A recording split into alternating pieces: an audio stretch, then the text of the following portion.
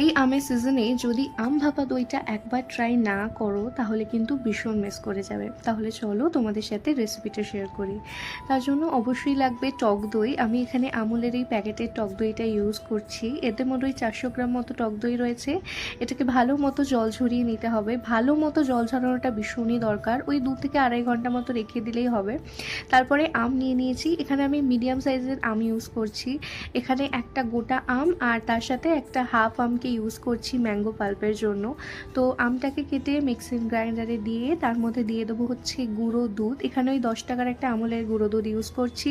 দুটোকে ভালো করে ব্লেন্ড করে নিয়ে একটা ম্যাঙ্গো পাল্প তৈরি হয়ে যাওয়ার পরে জল ঝরানো টক দইটার মধ্যে ওই ম্যাঙ্গো পাল্পটা আর তার সাথে দিয়ে দেবো হচ্ছে আইসিং সুগার। তার সাথে অবশ্য কিছুটা আমি এলাচ গুঁড়োও করে রেখেছিলাম, সেটাকেও দিয়ে দিয়েছি। এখানে 2 চামচ মতো আইসিং সুগার ইউজ করছি, যেহেতু আমের মধ্যে একটা নিজস্ব মিষ্টতা রয়েছে।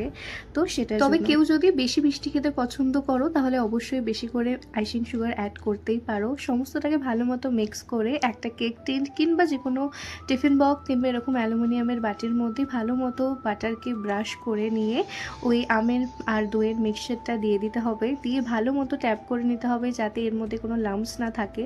তারপরে আর কিছুই না, 25 মিনিটস থেকে 30 মিনিটস মতো ভাপিয়ে নিলেই রেডি আমাদের আম ভাপা দই। এটা খেতে যতটাই সুন্দর তার সাথে সাথে এটা বানানোটাও ভীষণ ইজি। তাই এটা অবশ্যই বাড়িতে ট্রাই করো আর আমায় জানিও।